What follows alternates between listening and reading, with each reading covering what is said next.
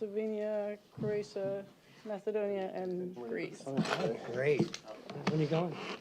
I've learned to take a at least a glance So here. you're, yeah. One closer.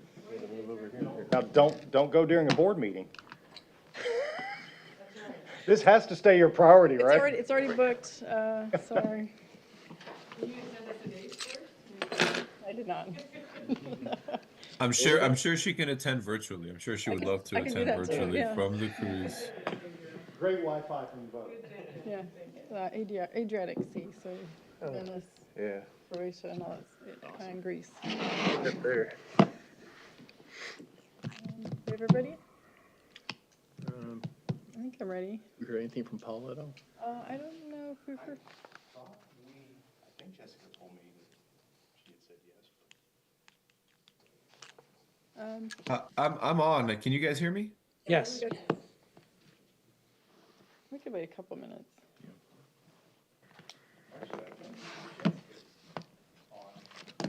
Jessica, can you hear me?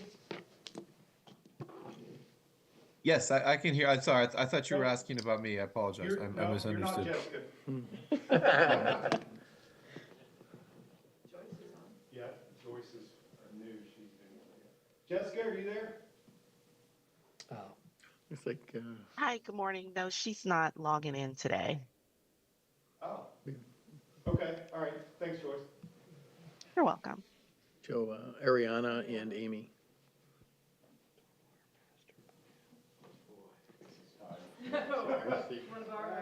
Hi, I'm an associate with Sugarman and Suskin. I'm with Pedro today. Welcome. Good morning. Good morning.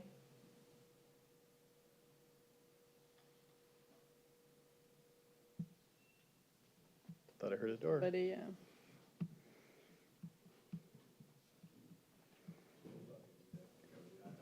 For a while, so that maybe the Catalyst. kicker right there, because I swear I thought that was Jessica. Amy, for And reimbursement. that wraps up the meeting. That was great. And, Expense reimbursement, we just use the city expense form, or is there? There's one for the Okay. pension. I can email it to you. Okay, thank you. Good morning. Good morning. Good morning. Good morning, sorry, I'm late. Hi. Oh, sorry, let me turn all these off. All right, I think we're ready. Yep.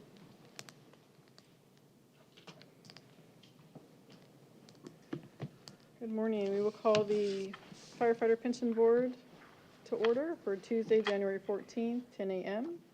First item is Pledge of Allegiance. I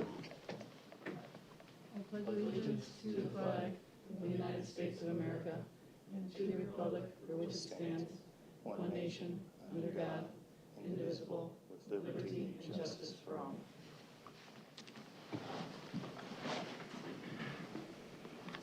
Okay. Next is an open forum. Mr. Chairman, if I may, Oh, yes. would it be possible, if we could possibly move Chuck Carr, the actuary, up to the front for time considerations? Would that be okay Yeah, with the is board? he, I think he's at the back. okay, but he's here virtually. Yes, correct. I don't have a problem with that. He's there. He is. he should be logging on any second. is that packet 7? Yeah, I'm here. Can There you we hear go, me okay? So yeah, we could hear his report first, sure. Okay, yeah, that'd be great, thank you. Good morning, Chuck. Good morning. Can you guys hear me okay? You're very low volume. Okay, let me see if I can do something about that. Let's see.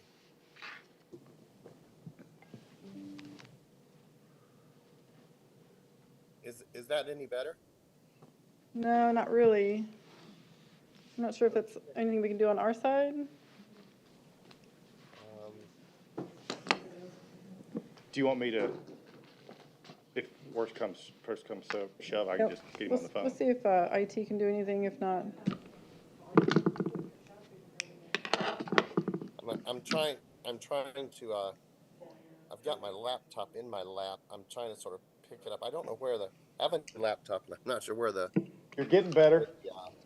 is that better? Well, Was, it was for just a second. Okay, how about that? that's better. That's good. Better. Okay, so what I have to do is bring it really close to my mouth.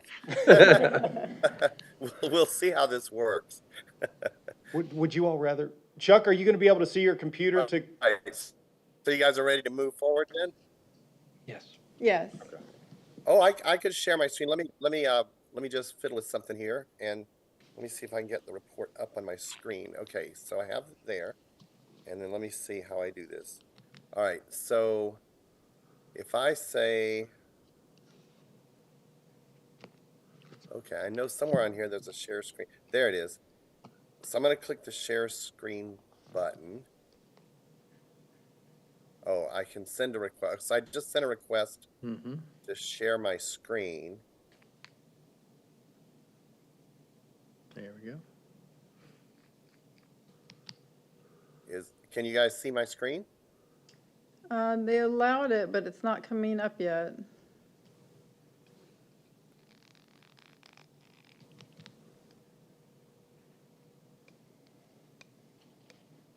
Maybe try sharing again. Let me try that. Okay, share. Oh, there we go. Okay, so let's see if I do that and share. How about now? I think there we go. Yeah, we got it. Is it there? Okay, good. All right. Let me see if I can do this one-handedly because I'm having to hold my laptop really close to my head. All right. Well, I won't take a lot of your time today. This report was pretty routine. As you know, this is the actuarial valuation as of October 1. Hold on, I got to move something out of the way. Why will it not let me? Sorry. Okay, it's just not. I thought I would have a scroll bar here, but I don't see one on my screen. So I'll just have to do it the hard way. Okay. Anyway, let me go back down to where I was. Okay. So this report was prepared as of October 1, 2024. As you recall, we do these things every year as of every October 1st. And the main purpose of the report is to determine what the required contribution is for the current fiscal year, 24-25 fiscal year. I'm just going to touch on, there was nothing exciting, by the way, with respect to the participant data. I think we're down to about 9 actively working participants, and the remaining 8 or so participants are either retired or deferred vested.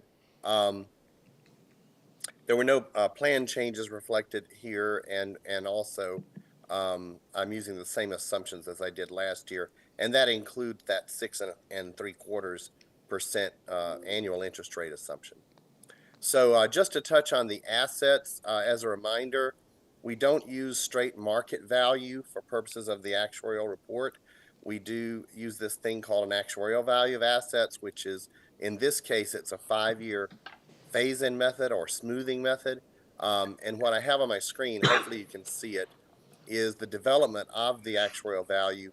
Our market value as of 10/1/24 was a little over 10.5 million. Now that is net of the share money, because obviously the share money is not, even though it is co-invested with the defined benefit assets, it's not money that can be used to pay for the defined benefit portion of the plan.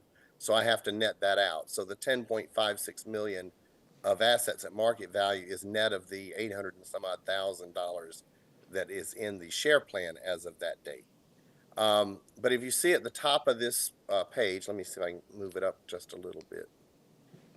You'll see this box that shows you the portion of the unexpected investment gains and losses that we're phasing in or that we're not yet recognizing.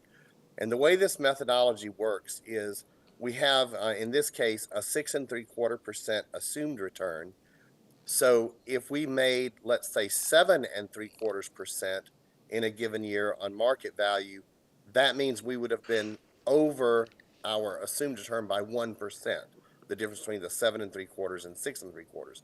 We would then take that unexpected 1% gain, because it was a gain that was above and beyond what we were expecting, and we're going to phase that in or recognize it over a 5-year period.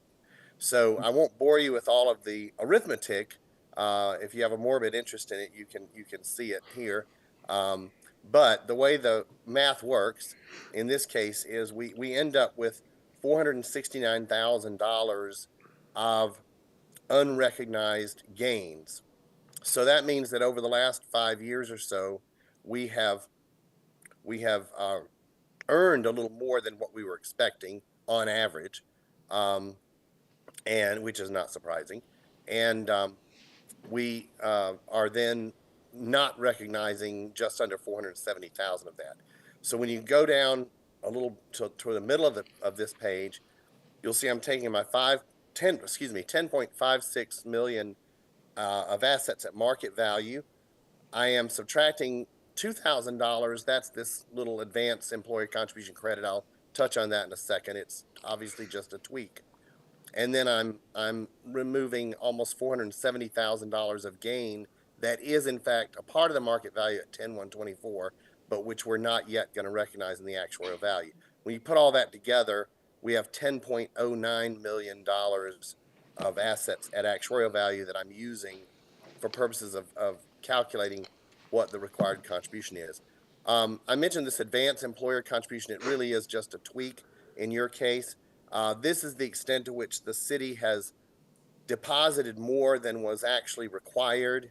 I'd have to go back and look to tell you when that happened. We actually, in the last year, let me scroll down so you can kind of see how this works.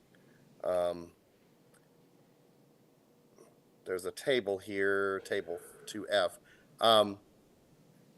So as of 10/1/23, we actually had $5,449 of advance credit. That was, again, and up to that point in time, the city had contributed a little over $5,000 above what was required to be contributed. For the last fiscal year, we had the city deposited almost $571,000. That, by the way, includes the allowable chapter money of $158,638.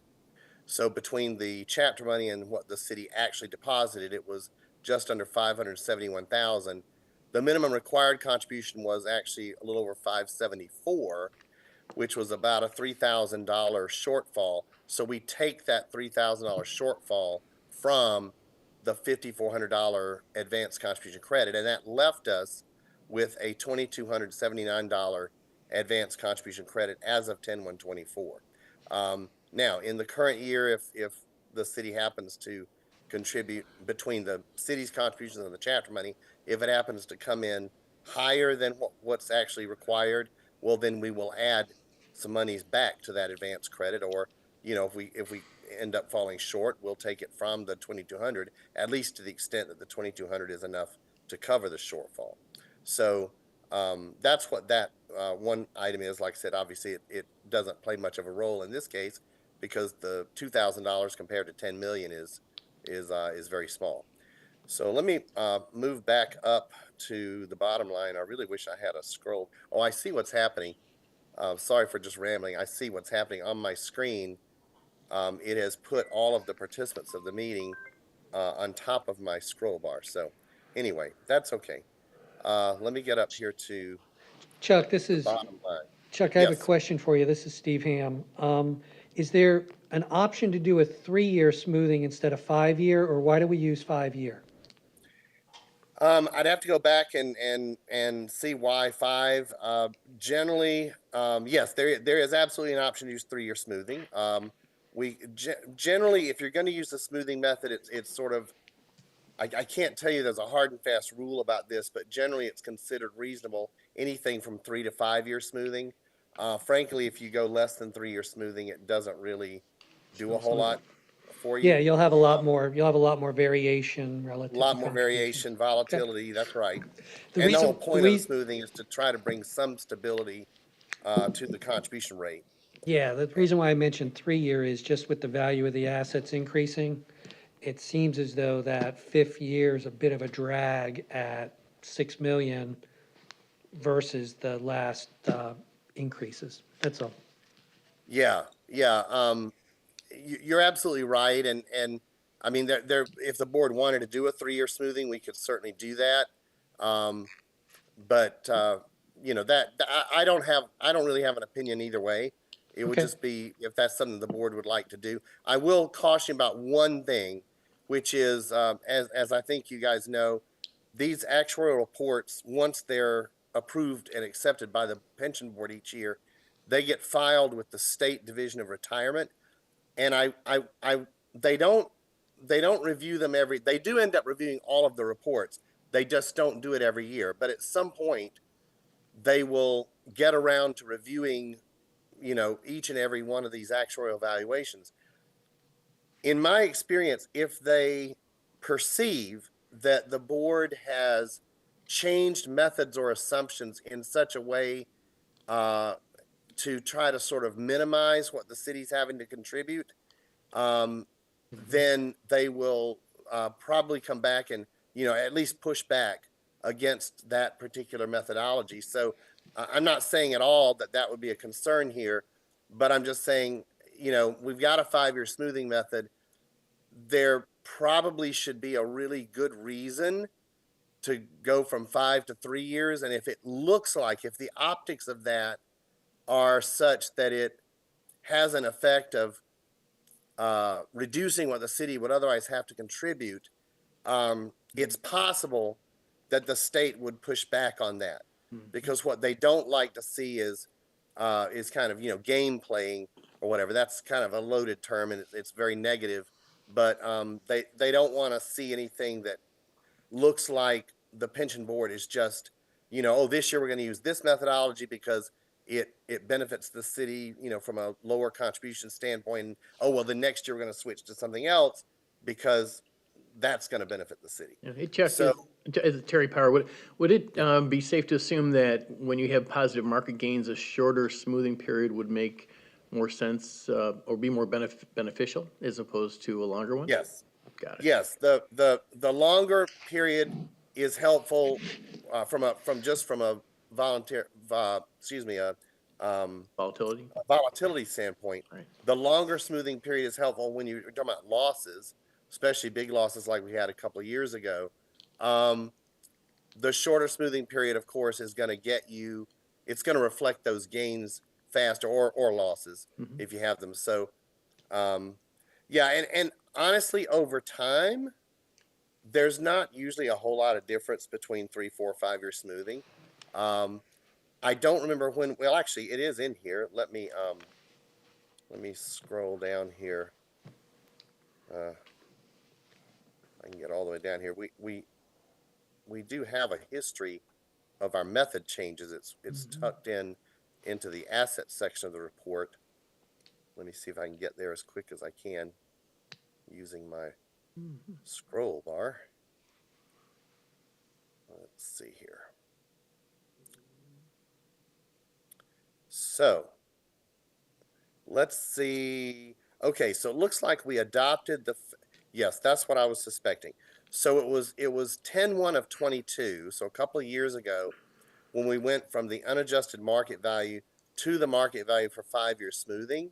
And of course, we did that as a way to soften the blow of the 21-22 fiscal year asset loss.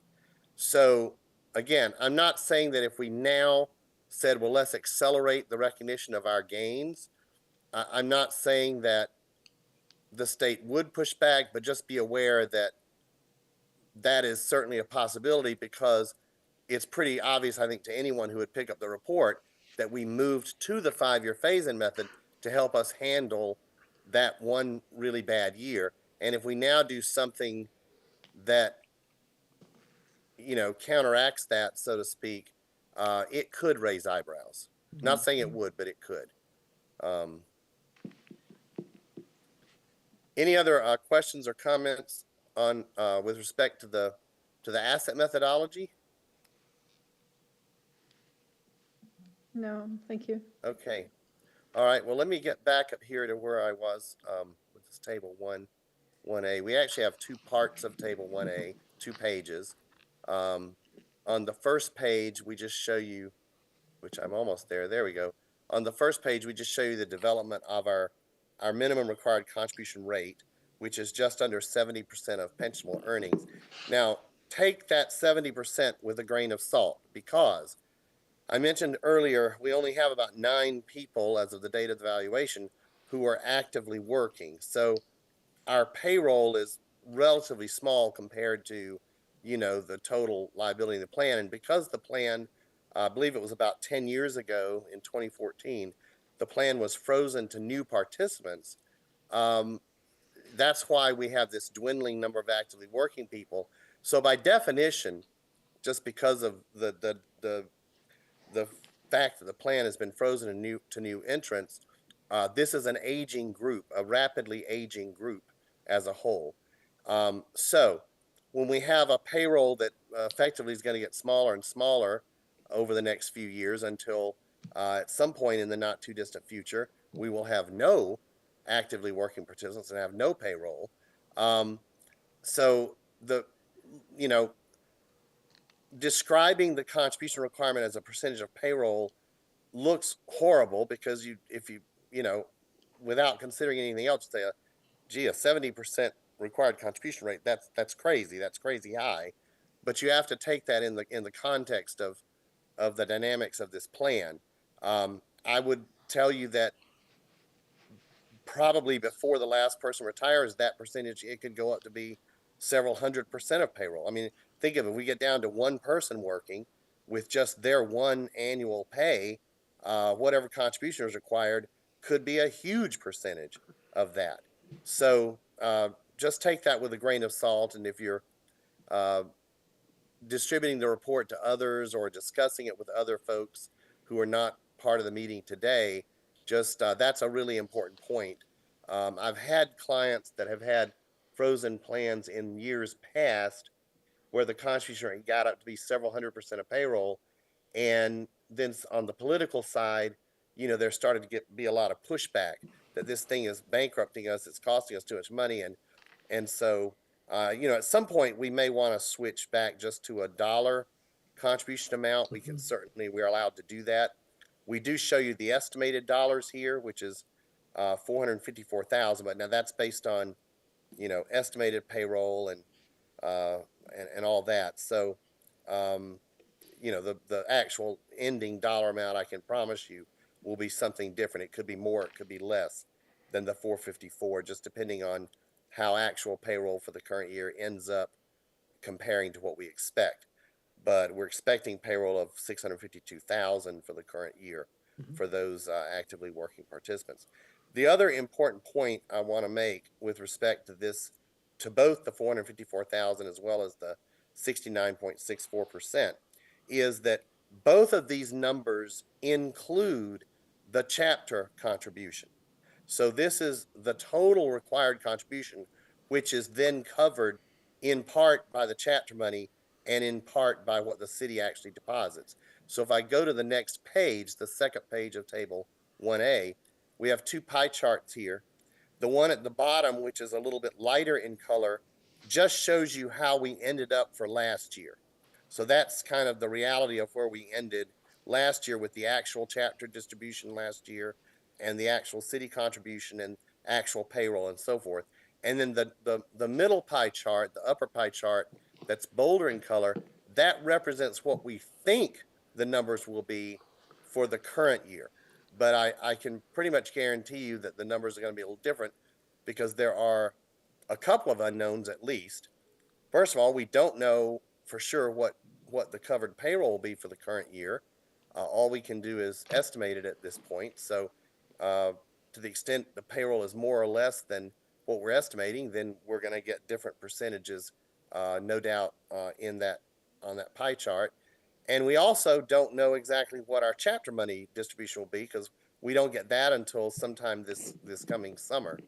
So, but based on the estimates and so forth, we're estimating that the city's contribution will actually drop from 51.69% of payroll, which is what it actually was last year, to just over 45% for the current year. But like I said, we'll see the dollar amounts just so you get a feel for it. We had a $454,000 estimated dollar contribution requirement. Let me go back down here to the asset part of the report so you can see the chapter money was, I think, a little over 150,000 if I remember right. Yes. So our chapter money last year actually jumped up quite a bit. It was 158,638. So even if we got, let's say, 150,000 of chapter money with a $450,000 dollar amount for the minimum required contribution, that's going to leave about 300,000 for the city to contribute. So you can see we kind of peaked. Let me say this: I suspect that we kind of peaked last year at the 412,000 that the city deposited. I have a feeling that's going to come down significantly for the current year, and the expectation, frankly, is that it will continue to come down. We are over the next handful of years, we are winding up the funding of this plan. The way that plans like this are funded, usually at least, is we fund them over the working life of the active employees. So in this case, closed group, 9 people left. They're year by year, those folks are coming off, they're retiring or terminating service. So the idea or the goal is to have no more contributions required once that last of those 9 folks has left employment. Now that's not going to be true. The reality is every year we have gains or losses. So, both on the demographic side, on the investment side. So it's a moving target, but the expectation, at least the plan, is to have the plan the way things are right now, to have the plan fully funded with no more contribution requirement once that last of those active employees has left active employment. We will, after that, you may see certain years when a contribution requirement arises, and that would be just because of adverse experience. But the expectation, at least, is that we only have a few more years to, that the plan will even require funding. So that brings me to the last thing I wanted to touch on, which is our funded percentage. Let me get back up here to that particular table right here. So there are several different funded percentages or funded ratios we could come up with, but what we show you here in this report is simply a ratio of the market value. Now, I emphasize market value, not that smoothed actuarial value, but it's a ratio of the market value to the present value of accrued benefits. And you can see here our funded percentage on that basis is a little over 113% funded, which is very good.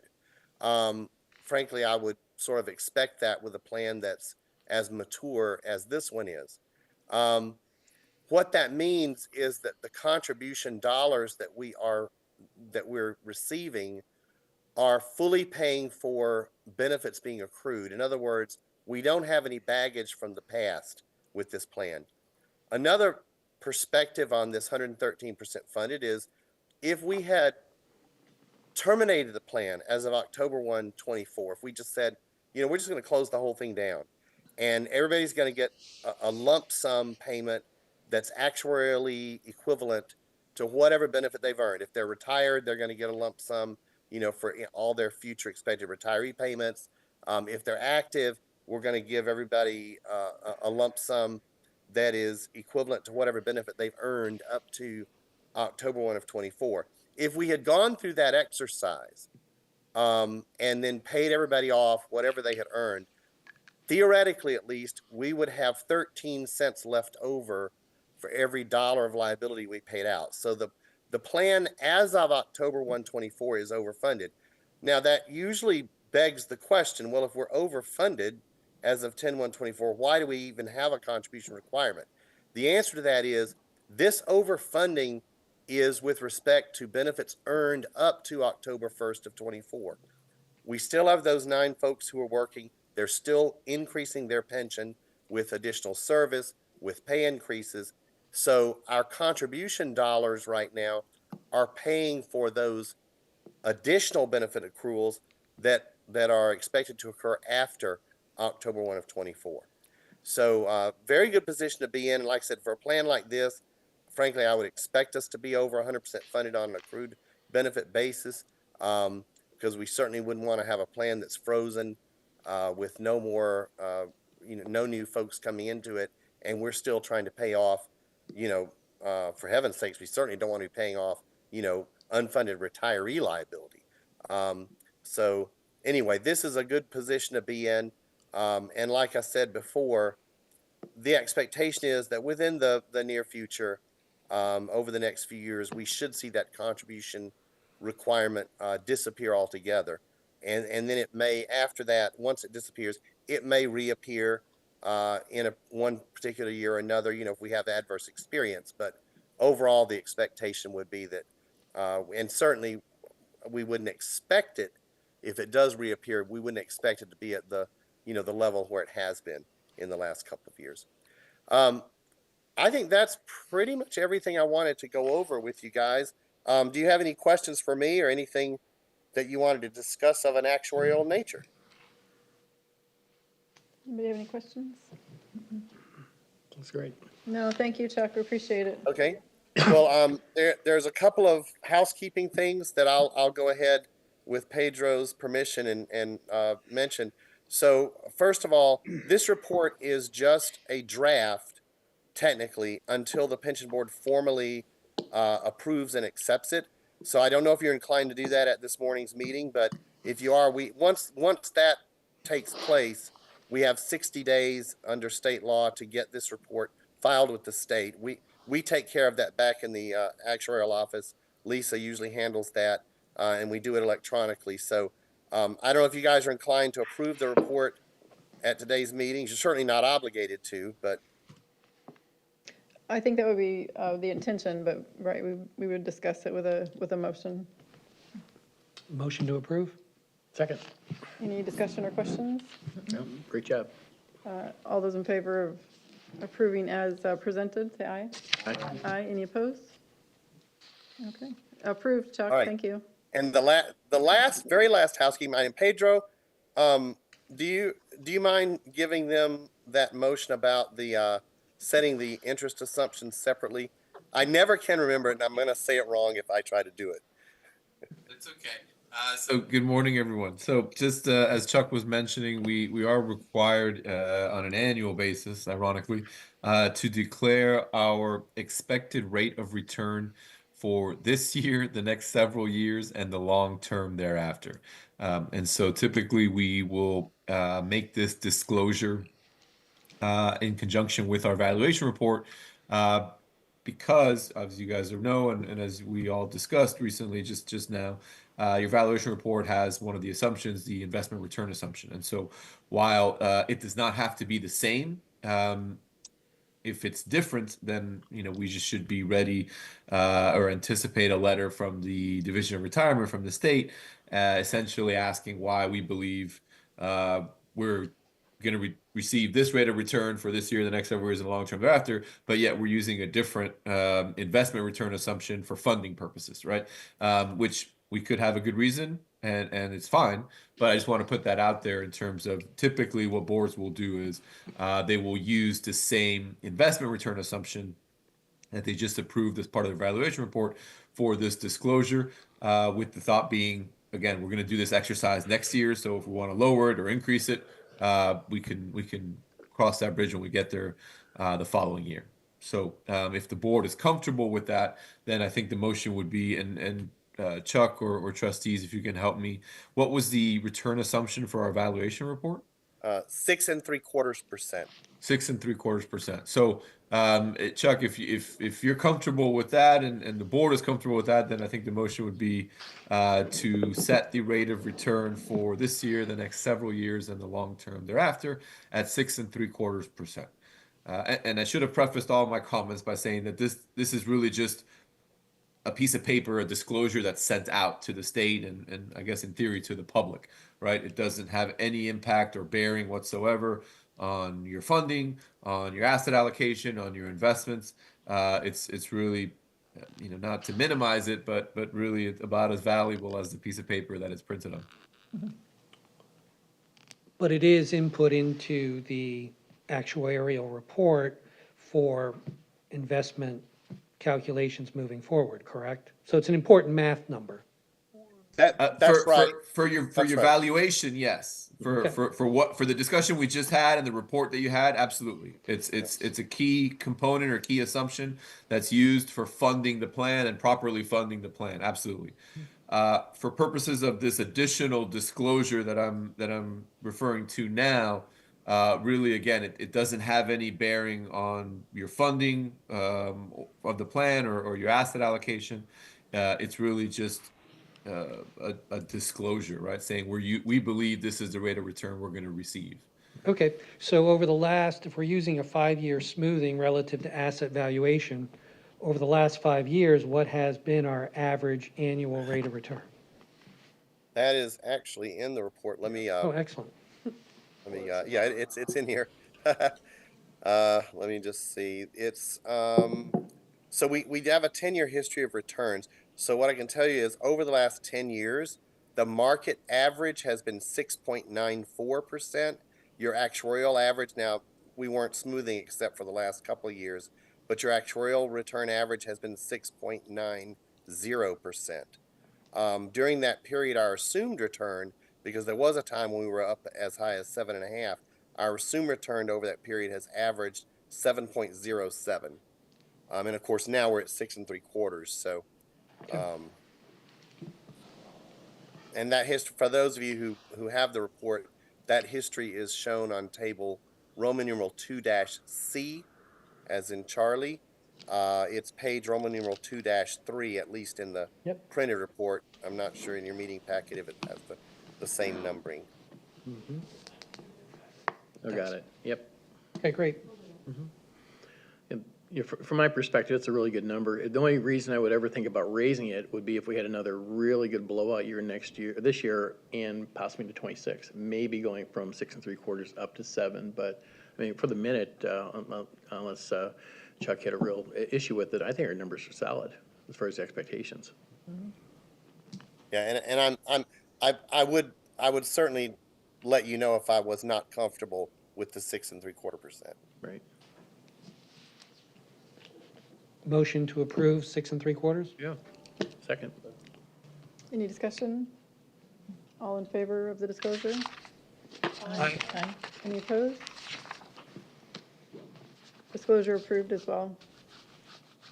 All right. Well, with that, I am finally finished with my report. Thank you guys and thank you for accommodating my schedule and letting me go first at the meeting today. I appreciate that. And Happy New Year to all of you. Hope you have a wonderful 2025. Thank you, Chuck. We appreciate it. All right. Take care, everybody. Bye-bye. Bye-bye. Okay. So I have a question then. Are new employees, they're in a different plan? Yeah. So when the plan was closed, all new employees went into FRS, the state retirement plan. Okay, gotcha. Okay, so if we head back up to the top of the agenda, approval of minutes from the meeting dated October 15th, 24. I'll approve the minutes. Second. Any discussion or questions? All in favor? Aye. Aye. Any opposed? Thank you. Next is discussion of the FMPTF fee structure and administrative services. Jeremy, do you want to touch on that, or? I will, certainly. Hopefully, everybody, and I know we discussed this briefly last meeting, just to let you know it was coming. And then hopefully everybody did see the letter that went out maybe a few weeks, month after that. But the letter was sent out to everybody, and I apologize for any potential confusion because it did list some other programs we have as well in there. Certainly the two biggest things I want to note, hopefully you all did see this is our first fee increase in 21 years.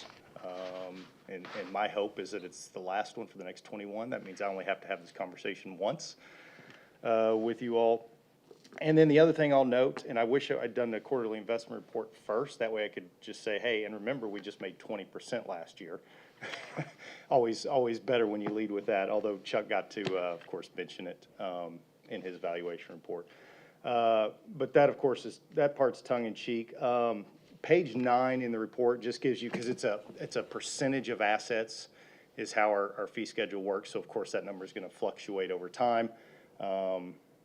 As your assets have grown over the last, So does it adjust quarterly or does it adjust? quarterly.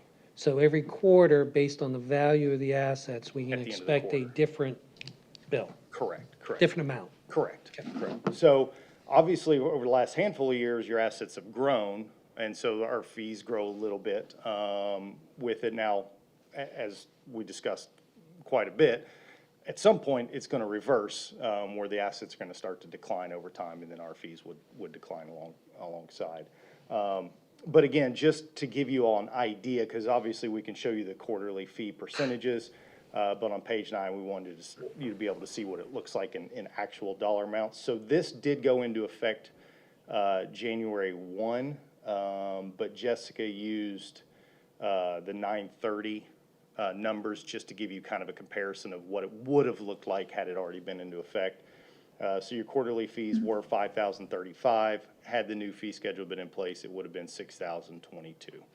Okay, so just so that I'm clear on dates, what we're looking at is the bill for Q4 '24? What did we actually pay? Fiscal year Q4, so 9/30/24, you actually paid $5,035.48. Okay, so for 12/31/2024, what is our bill? Well, the bill actually is still going to be it goes into effect January 1, so it'll actually be your March 31st. Okay, so, And I don't have your 12/31 asset. That'll be at the next meeting, so then you'll see it'll still show the old fee schedule at your next meeting, Yep. because it'll be reflective of 12/31. so our book's on an accrual basis or cash basis? Accrual, okay. So we haven't then been billed at the new rates yet? Correct. Okay, In terms of bill, you're actually doing a sweep on this, right? Are you sweeping the assets out, or are you sending a bill to the city? No, the bill comes, so bills come to the board. I don't know, are you the one who approves bills currently, or does somebody actually at the city approve bills? We approve them. You all approve? Okay, it varies from board to board. Some boards will have maybe the chairman of the board, for instance. The bill will go to them for approval before it gets paid. In this case, it sounds like it comes to the city for approval. So we're not sweeping it. We're sending a bill for the quarter to be approved. In this case, the city's looking at it, approving it, and then we're, of course, paying from the assets of the plant. All bills related to all expenses, all benefits paid, everything comes out of the assets of the fund. There is, the city writes no other checks outside of their contribution. Got it. Thank you. say that one more time, I was doing some math. No problem. All bills, all expenses, all retiree benefits, everything is paid out of this plan. The only time the city writes a check is just for the contributions, as we just discussed from the valuation. That's it.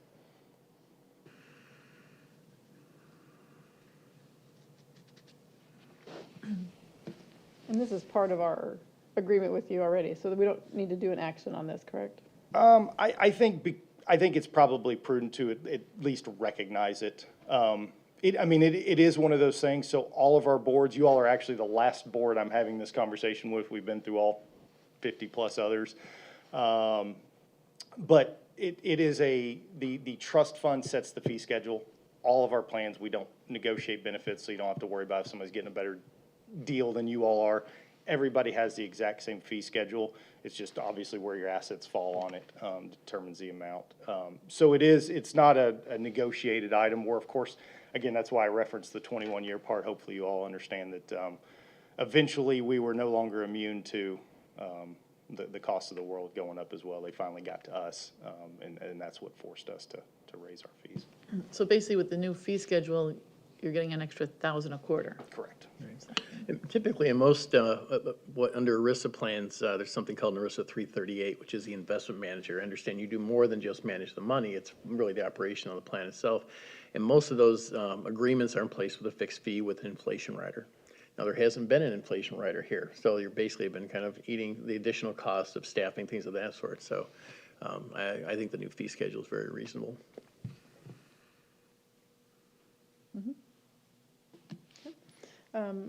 Was just acknowledging it. We don't need a motion or anything. It's however you all see fit. I mean, certainly, a lot of boards have just chosen to make a motion, but however you all like to do it. I'd like to make a motion to approve the Yeah. new fee structure as proposed. I'll Thank you. second it. Okay. Any discussion or question?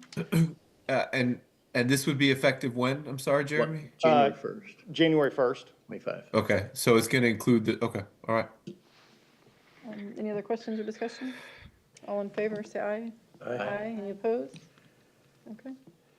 So these are the only fees that we pay to Florida League of Cities? Or is your bill, is there more to the bill? There is more to the bill. Okay, can we go over those? Sure, be happy to. There's, it's $750 a quarter, for the full service part, which is all the agenda, the minutes, I'm here, we're doing the recording, all of, a lot of the things you all are actually seeing. The conversations with Jessica, again, the agenda packet, so on and so forth, me being here. The fees that you all just approved, the larger fee amount, that's actually for all the stuff you don't really see for the most part. So that is, something the board chose to do just 2 or 3 years ago now, maybe. A 2 years ago, maybe. And then there's a $1,000 annual administration fee, which we've always had forever. That just helps out with a lot of the reporting we do at the end of the year. None of those, And that's the end of the. sorry, none of those other fees are changing right now? There is no- Correct, Got it. correct.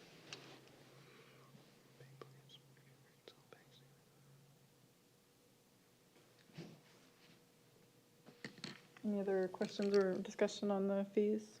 If we could just keep scrolling down, that's great. All right, hold it.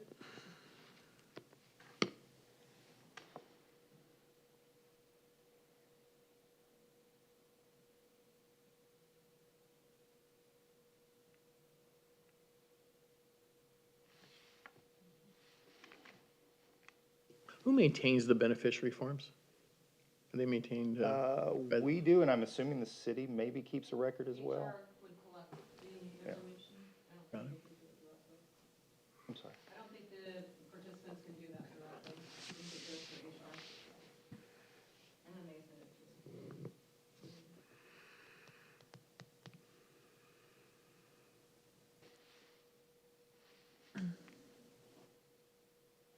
to. All right.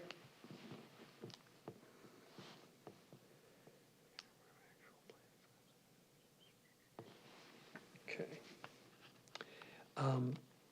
That's great. Next question I have is, there are fees management fees associated with the individual plans. Unless anybody objects, can we review what those are? Sure. That would be. Did you have kind of an agenda, in your mind, Jeremy, did you have a flow that you wanted to go through? No, I'm happy to. Okay, because if you did, that's okay, we can do that, whatever's easiest. I work for you all, so whatever you'd like. That would be, then we're gonna have to go through, let me give you to the first one. So you have to bear with me. So page 36.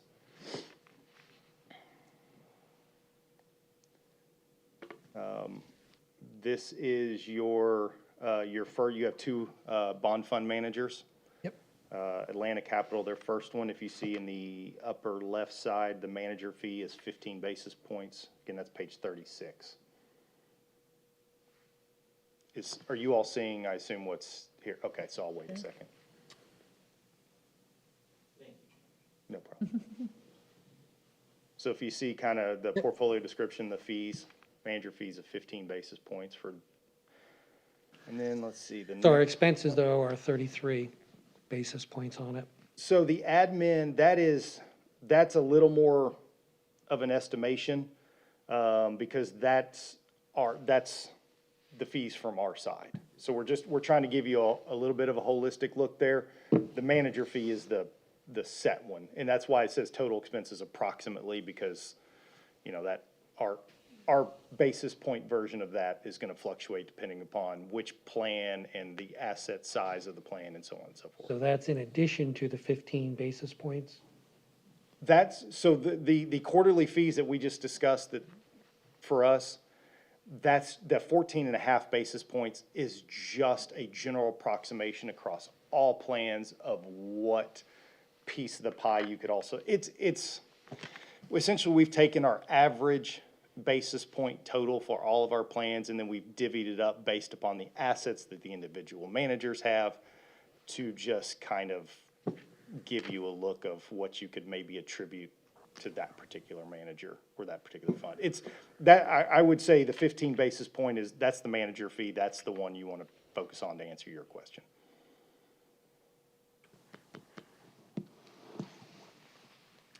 So if I were to ask the question,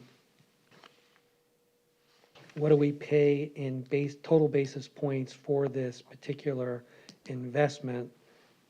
Your answer would be that it varies, but do we have a sense for, is it closer to a total of 50 basis points, or is it closer to 30 basis points? I would have to sit down and do a ton of math. I don't know. All I can tell you is the manager's charging 15 basis points. Our quarterly fees for you all currently, now that we're into January, are looking around $6,000 per quarter. And that's the 14.5 basis points is a representation of that.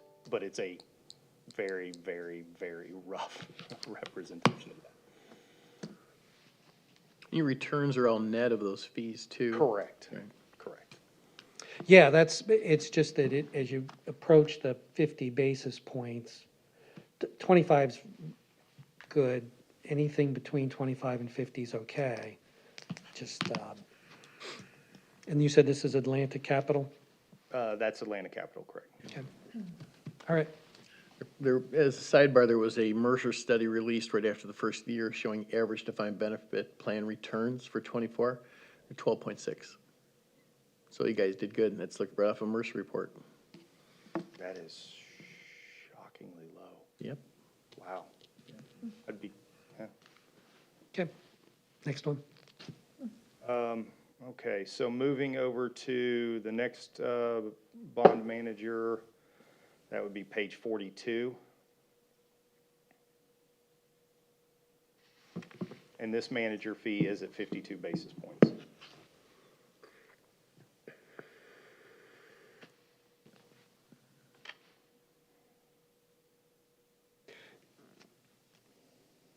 For the other board members, when we say basis points, do you guys know what those are? Okay.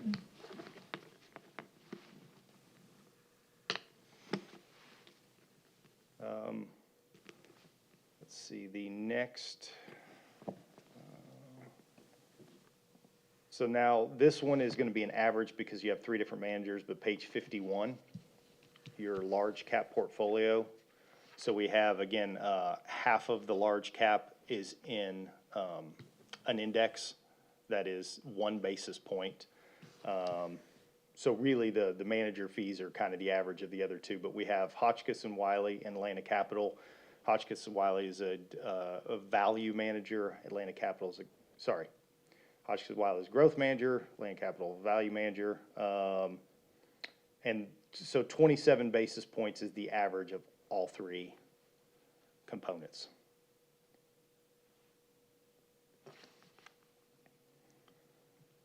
And then, let's see.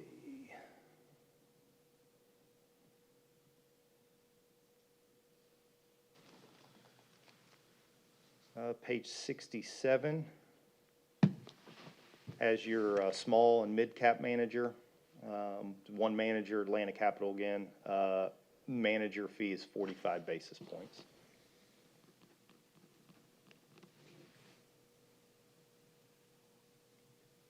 And then, let's see, your international fund is 2 managers. And that's on page 73. And the manager fees, again, this is 2, so the average of both is 43 basis points.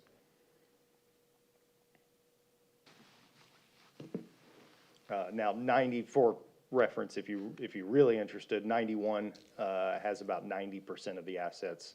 Allspring has about 10% of the assets. because Allspring is a dedicated emerging markets manager, so we're not going to have, we keep our allocation to that on the lower side. Let's see, and then your last one would be your Morgan Stanley Real Estate, and that would be page 87, and that is 124 basis points.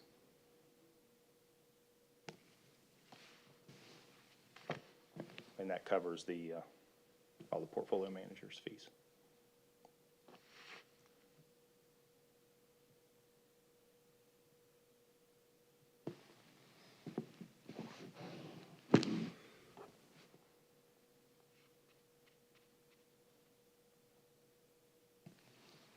Any other questions on that? Nope, I'm good. Okay, thank you. Jeremy, would you go ahead and like to go ahead and present the quarter Sure, report? be happy to, yeah. So as we kind of alluded to already, the data in here would be as of the September 30th quarter, so not only your quarter end, but your fiscal year end, and this is the data that Chuck used to prepare the valuation that you all just went through. Your beginning balance, I'll go over the dollar amounts first. Your beginning balance was 10.6 million. You had 207,000 in contributions come in. Really another strong quarter in the market at 568,000 in earnings. Paid out 22,500 in distributions, 10,800 in expenses. Excuse me. Your ending balance, $11,427,954.42. And then the following couple pages would be the accounting for that. Any dollar-related questions? No? Okay. And actually, this kind of goes back, this page helps you all get a look at one of the questions I was asked earlier about average returns.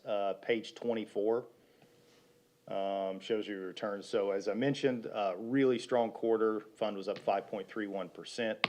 So your fiscal year to date, or your fiscal year end number, 19.82%. So a really, really good year. It's been, and it was noted, and you saw it certainly in the 5-year smoothing, the huge variations. The last 4 years has been kind of incredible.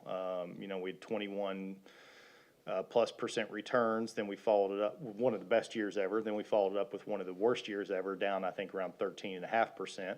And I know we talked about it a lot in this board, and I think the general consensus across the country was we were probably going to move into recession, but at the very minimum, we'd hit some sort of slowdown over the next few years, and we rallied right back with about an 8.5% return.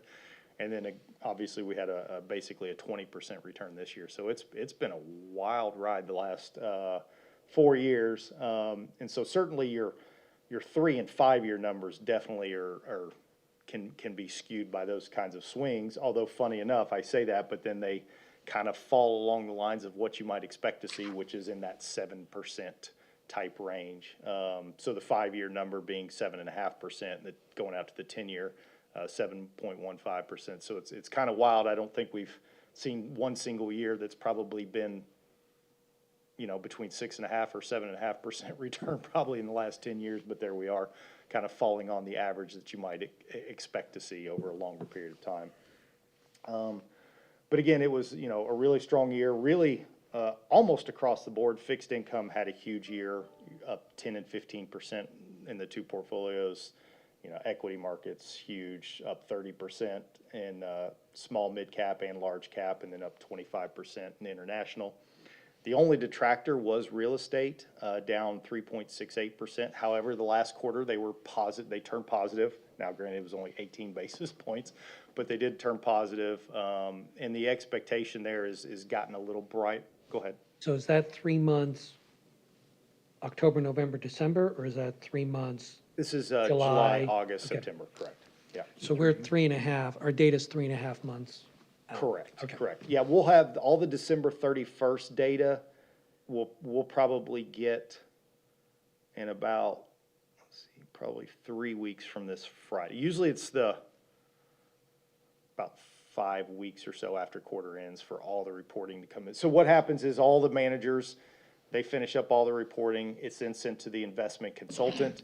They're the ones who take everything and compile this large quarterly report, so that takes a little bit of time. So typically about 5 weeks or so after quarter end is when we get this big report. Do you have many boards that opt not to use a real estate fund? No, we don't. And that leads, that's a rabbit hole question, which we'll see where you want to go with it, but certainly I want to make sure that you are aware, and the board, newer board members this board wouldn't have the option to just pick and choose individual portfolios or managers, because you're a member of the larger trust fund, so the trust fund is who decides what the managers are and what the asset allocation is. Now, at the board level, we do have 3 different asset allocation portfolios, and I think we've touched on that before. So the 50%, 60%, 70% equities, all 3 of those have a 10% allocation to real estate. So it's just a matter of equities versus fixed income distribution. It's just one of those things that historically has always been implemented, and at some point you look back above our level, obviously, and say, should we be doing this? And, obviously it's been soft the past couple of years, and it's probably the worst time to sell because it's very cyclical, so now it's gonna go up, but it's just, makes you wonder. These are just little different times, and, valuation on there might make some sense. They're just pretty lousy numbers in that sector, and that's. And the only way to break that would be break everything. Correct. Okay. Correct. And certainly I understand your point. I will say, we put this fund in, I want to say we're coming up on 7 years ago when we added real estate. It used to not be in there, and it's been, even if you look at this, it's been very, very additive, because what we did is we took it out of fixed income. In all portfolios, we just took 10% from fixed income. So if you look back, the data we have in this report, 5 years.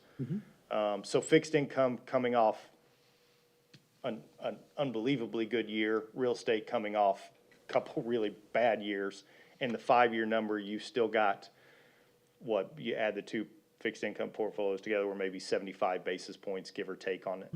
And the 5-year number is still over 4% with this.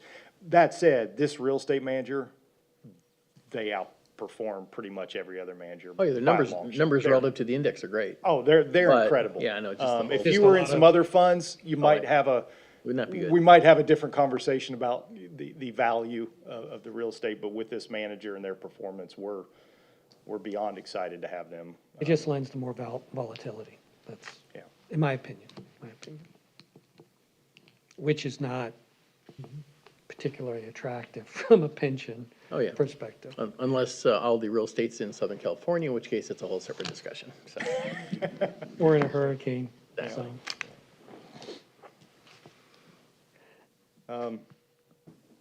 Well, that's obviously kind of a quick high-level overview. I'll stop there. If you all want to talk about anything in a little more in depth, I'd be happy to do that. But usually if you walk in with 20% returns, you get less questions those years. Just keep doing that every year. Exactly. You're a pro. Easy as can be, right? Yeah, very well done. Any questions, comments? No, I'm good. Thank you, Jeremy. Next item is presentation of the administrative budget report for 12/31. Okay. And this is just informational for you all. Okay. Any questions or discussion on the budget as presented? No. Thank you. Next is ratification of expenses and distributions.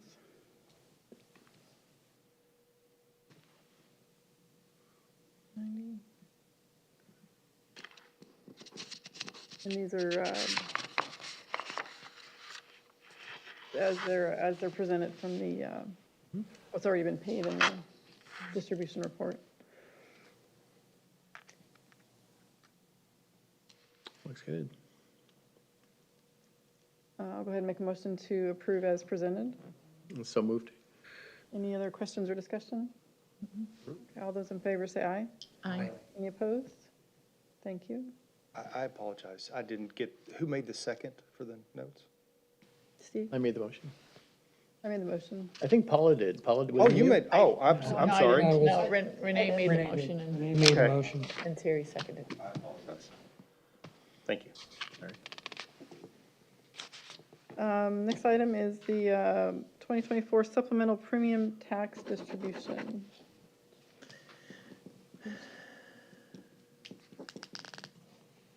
And this is for what? This is, don't have the right page on there. Oh, is this the money we get when people pay for This, insurance? yes, this is the money. Chapter 175 premium tax monies, which is essentially it's an excise tax that's charged to insurance companies within, in this case, the city of Oldsmar, for property, for the casualty portion of your property tax. I'm sorry, your property insurance. Okay, yeah, this is a supplemental. This was the supplemental, correct? So you will receive the initial distribution, and then the last few years, with the exception of maybe one or two, I believe, there's typically some overage, right? And so then they'll have this supplemental distribution depending on how much money was left over. And these are what offset the city's contributions. Do you know if that's calculated on a per home site or per business location, or is it a percentage of the insurance premium itself?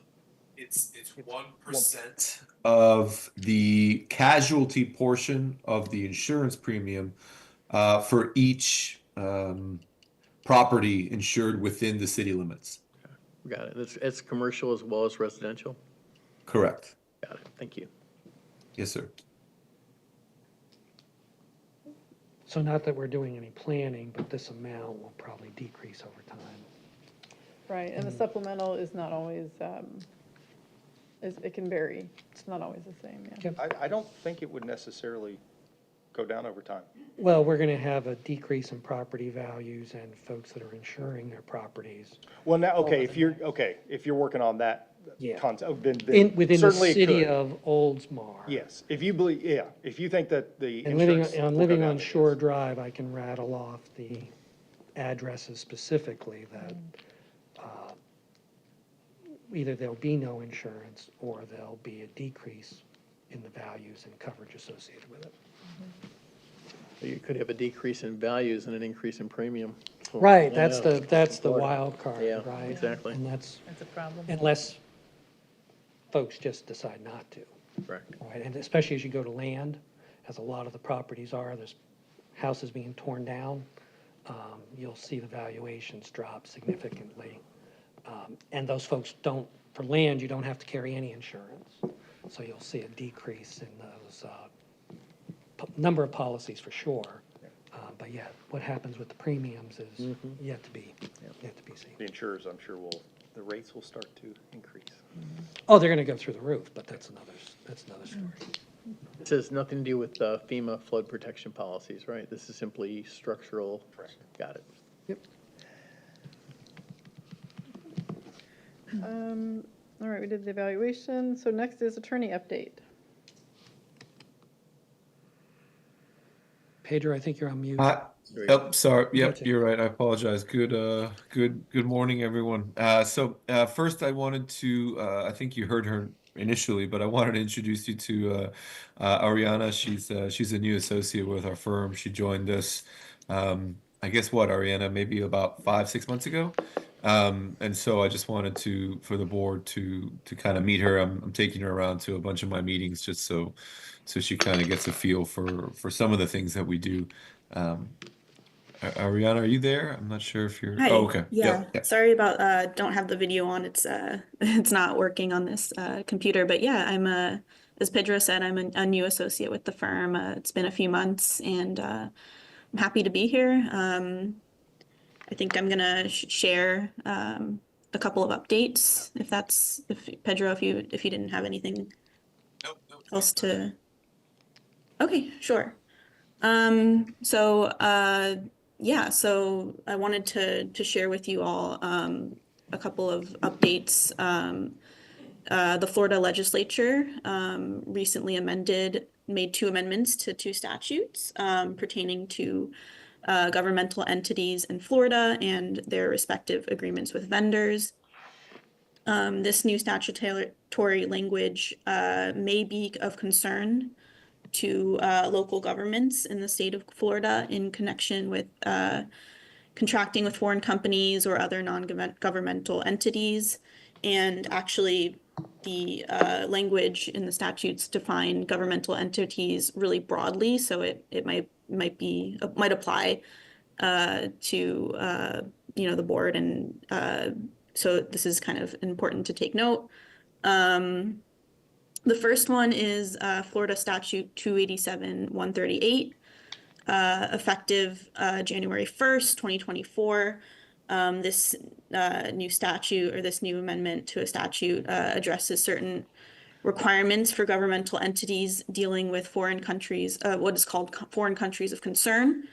And the language defines countries of concern as the People's Republic of China, the Russian Federation, the Islamic Republic of Iran, the Democratic People's Republic of Korea, the Republic of Cuba, and the Venezuelan regime of Nicolas Maduro, and the Syrian Arabic Republic. The new statute, under this new statute, no governmental entity in Florida can knowingly enter into a contract with an entity which would give access to an individual's personal identifying information if that entity is owned by the government of a foreign country of concern, the government of foreign country of concern has a controlling interest in that entity, or the entity is organized under the laws or has its principal place of business in a foreign country of concern. The statute forbids Florida governmental entities from accepting, bidding on, proposing for, or replying to a contract with another entity which would grant that entity access to an individual's personal identifying information, unless that entity provides the Florida governmental entity with an affidavit, which I think we've provided to you, if I'm correct, signed by an officer or a representative, attesting that the entity is not a company of concern, that the entity is not owned by a government of a foreign country of concern, that no government of a foreign country of concern has a controlling interest in the entity, and that the entity is not organized under the laws of or has its principal place of business in a foreign country of concern. Beginning July 1st, 2025, the local government can't extend or renew an existing contract with a company of concern if the contract would give the company access to an individual's personal identifying information. Effective also on July 1st, 2025, if a Florida governmental entity extends or renews a contract with any company, that company has to provide an affidavit signed by an officer or representative of the entity attesting to those facts. And then there's also some repercussions for violations of the section of the statute. It could result in heavy fines, ineligibility to enter contracts with any Florida governmental entity for up to 5 years, ineligibility to receive or renew licenses, certifications, or credentials issued by a governmental entity for up to 5 years, and placement on the suspended vendor list. So that was the first amendment that would be of interest. The second one has to do with coercion or human trafficking.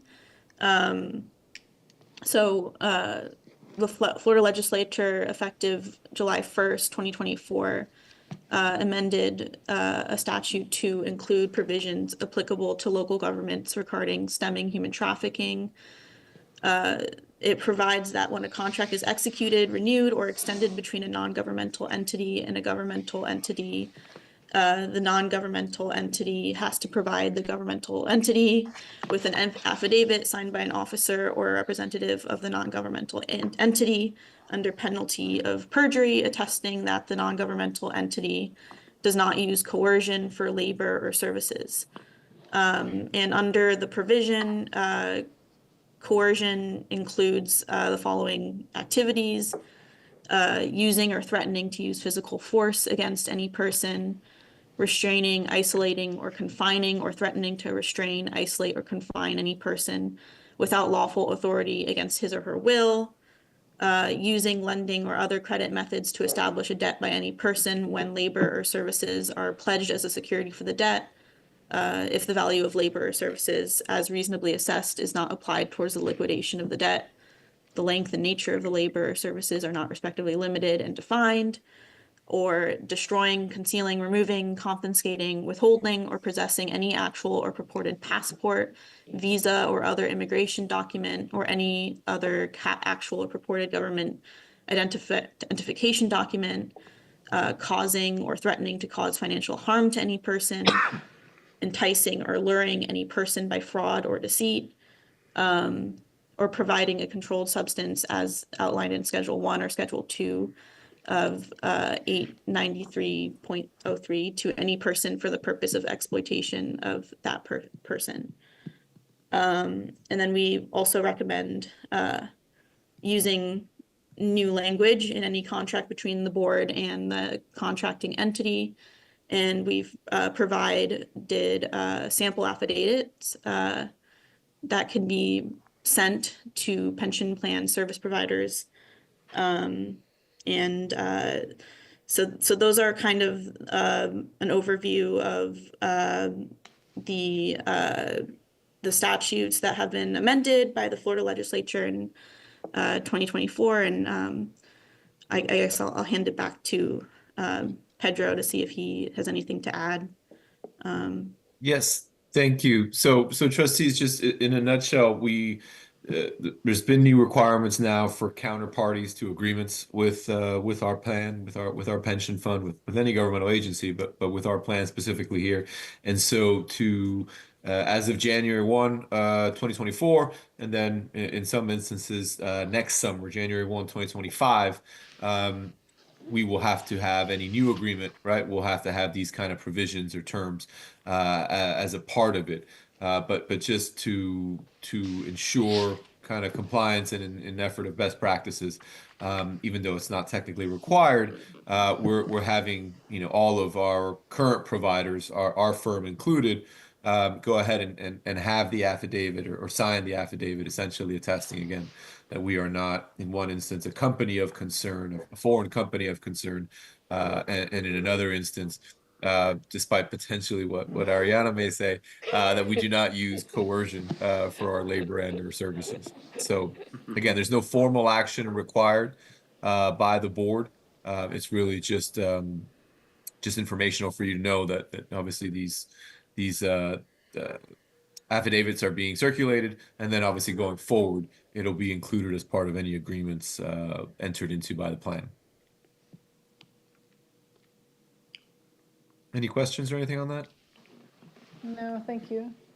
Okay. Any other questions? Nope. That's really it. That's all we had for our report. Pedro, have you gotten a date for this state pension conference? Or have they scheduled one yet for the mid-year? No. So I think my understanding is that the Division of Retirement, so they had one in Daytona Beach last fall. I want to say it was end of October. If I'm not misremembering, I apologize. The likelihood is that they're only going to be having one per year, so they will not have what Renee is referring to. They used to have two per year. They used to have one in the fall, usually in Orlando, kind of in the middle of the state, and then they would have one in the spring up in Tallahassee, and they would generally wait for spring semester to end, so maybe mid-May, late May. But ever since COVID, they canceled all the programs, and then this past year they finally re-implemented the school, but I believe that they're only going to have it once per year. So they had it in the fall. So I think the next one they're planning to have will be next fall. But we'll keep you posted. Okay. And the FPPTA does have one in June in Orlando, if anybody. Right, and I was going to mention, so the FPPTA, there's a lot of acronyms being thrown around. The Florida Public Pension Trustees Association, it's having a school coming up in 2 weeks or so. I believe I can get you the dates. I believe it's January. January 26, 27, and 28. June or January? I'm sorry, 29. So it's 26 is a Sunday. So it's really 27th, 28th, and then a half day on the 29th, which is a Wednesday. But they have kind of the welcome receptions and things like that on Sunday on the 26th. That's their. And trustee that's school. over in Orlando. That's their trustee school, which I think is part of their certificate program. But then they Correct. yeah, and they also have a conference in June in Orlando. Which I think, and I'd have to double check, but I believe that they've expanded the certification program. You also get credit for the conference, the summer conference now, whereas before you did not. So, but I can double check on that. Okay. Any other questions, discussion? Next meeting is April 29th, and that's at 10 as well, right? Oh, Oh, Yeah, I actually have to go to town on a conference that day, but could be available by Zoom if that's an option. okay.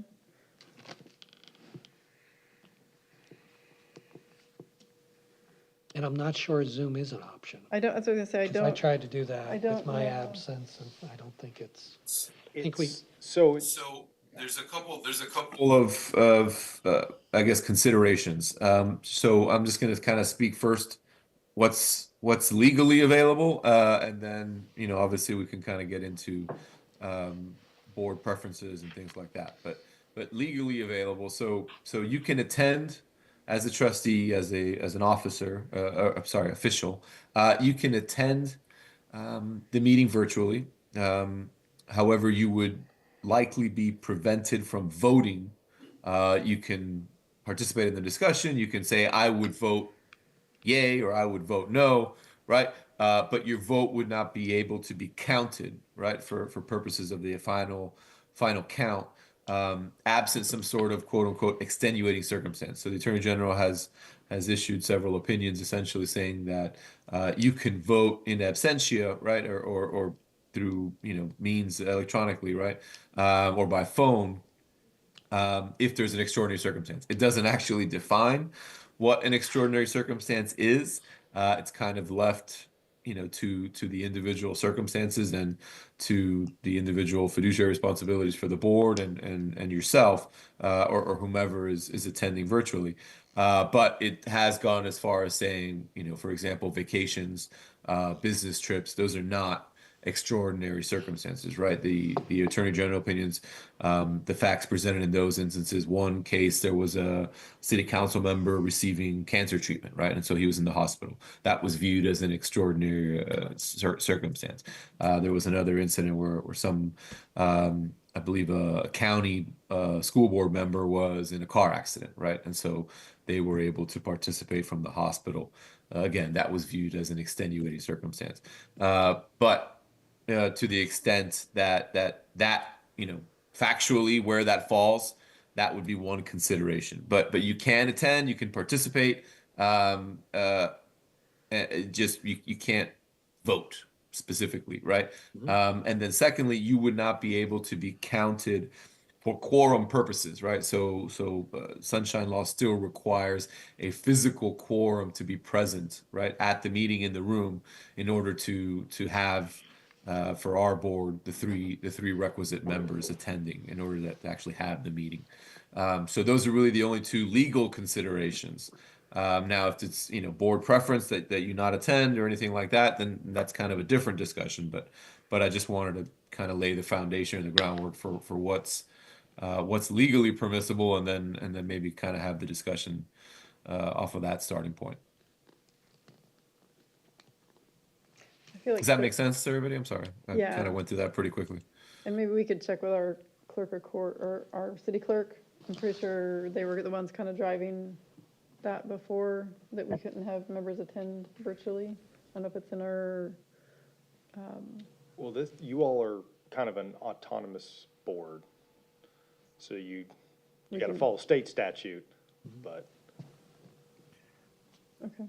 This is available. motion to allow Zoom. Well, I mean, it's Board member? Pedro, correct me if I'm wrong. I mean, it's an open meeting. Nobody cannot not join. If Zoom is set up, anybody can join.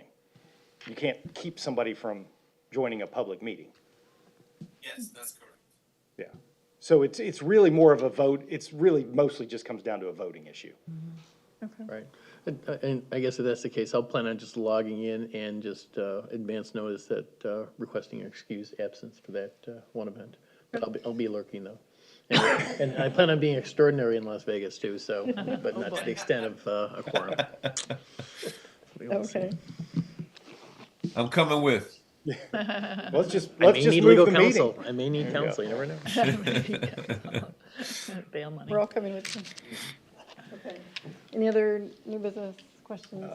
If I may, I do, similar to Pedro, actually, Joyce Reed is with us. She started with us just before the new year. Well, I guess maybe it's been 2 months now. And she's one of our new financial analysts, so she's working with Jessica a lot, and at some point, we'll probably start working with you all. We've been very fortunate over the last handful of years. We've had tremendous growth, so we've had to up our help as well. So we're really excited to have her, and you all will probably down the road as she's getting the hang of everything. You all will probably start interacting with her a little more as well. But I'm still going to be here, and Jessica's still going to be around. We've just we need some help. Okay. Well, welcome. Thank you. Need a motion to adjourn? So moved? Second. Any discussion? All in favor? Aye. Aye. Any opposed? All right, thank you very much.